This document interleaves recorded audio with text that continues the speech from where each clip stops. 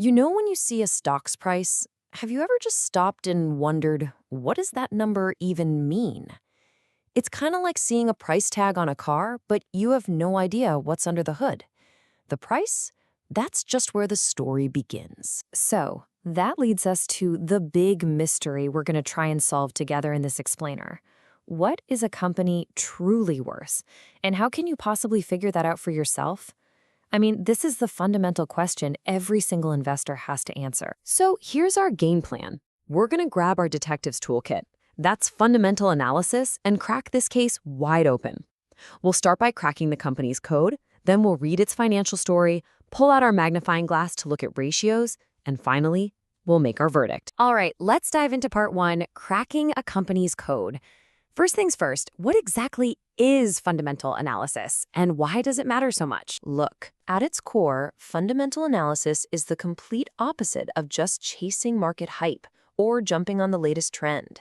It's about doing the homework. It's about calculating what's called a company's intrinsic value, basically what it's truly worth deep down. And the goal? It's pretty straightforward. To figure out if a stock is a total bargain, way overpriced, or maybe just right. Okay, so how do we do it? Well, a really solid analysis follows a clear, systematic path. First, you've got to understand the business itself. What do they actually do? Then, you dive headfirst into the financials. After that, you assess its overall health, you run a valuation, and then, and only then, do you build your case, your investment thesis. All right, section 2, reading the financial story. So, we've got our plan, but where do we actually find the evidence? The good news is companies are required to tell their story, and they do it in a few really important documents. Think of these 3 documents as the essential case files for any stock detective. You've got the income statement that tells you if they're making money, the balance sheet that's a snapshot in time of everything they own and everything they owe, and the cash flow statement, which is super important because it tracks the actual real cash coming in and going out the door. Now, it's really, really important to get this. These are not just boring pages full of numbers.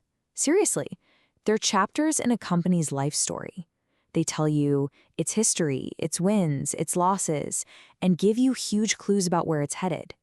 You're not just crunching numbers. You are reading a story. Okay, moving on to section 3, the power of ratios.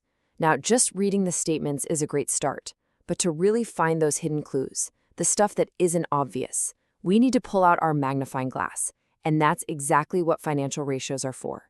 They let us see the patterns hiding right there in the numbers. Think of these ratios like different lenses you can snap onto your magnifying glass. Each one gives you a crystal clear view of a different part of the business. You've got profitability ratios to see how efficient they are, leverage ratios to check for financial risk from debt, and valuation ratios, which help you answer that big question, is the price fair? So, let's zoom in on just one of these to see how it works. Profitability. These ratios are all, and I mean all, about efficiency. How good is the company at turning its sales into actual profit? Are they getting the most bang for their buck from the assets they own? These metrics give us the answers. Okay, want to see a really cool pro-level technique? It's called the DuPont analysis. It takes a key metric, return on equity, or ROE, and it just breaks it down. Now, ROE tells you how much profit a company generates for each dollar shareholders have invested. But DuPont, oh, it's like a prism. It splits that one number into 3 key clues. Is that return coming from killer profit margins? From super efficient use of assets? Or are they just using a lot of debt? It doesn't just tell you what they earned, it tells you how, which reveals the quality of their performance. But wait, it gets even more interesting. This is where the real detective work kicks in. We can compare ROE with another ratio, return on capital employed, or ROCE. Now, ROCE also measures profitability, but it uses all the capital in the business, including debt. When you put these two side by side, wow, you can uncover a company's entire capital strategy. And this comparison is such a powerful clue.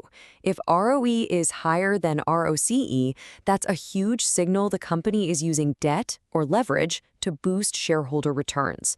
On the flip side, if ROCE is higher, it means the company generates strong returns from its core operations with very little or no debt. Now, neither one is automatically good or bad, right? But it reveals a company's fundamental approach to risk and growth. Okay, on to our final section, making your final verdict. We've gathered the evidence, we've analyzed the clues. Now it's time to bring all the pieces together and solve the case. A final verdict needs a complete case file. You have to assess all the risks, from the industry, from the company itself. Then you formulate your investment thesis, your clear, evidence-based story for why you're investing. You outline the potential upside and downside, you set a time horizon, and remember, a detective's work is never done.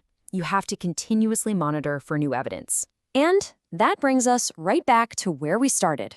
Everything we've done, reading the story, using the ratios, assessing the risks, it all comes back to this one simple, powerful goal: to cut through all the market noise and figure out what a company is really worth based on its fundamental truth. Whew, okay, we've covered a ton of ground here. But the point is, you now have the framework. You've got the detective's toolkit. You can go way beyond just looking at a price tag and start analyzing companies for yourself. So the only question left is, which company's code are you going to try and crack first?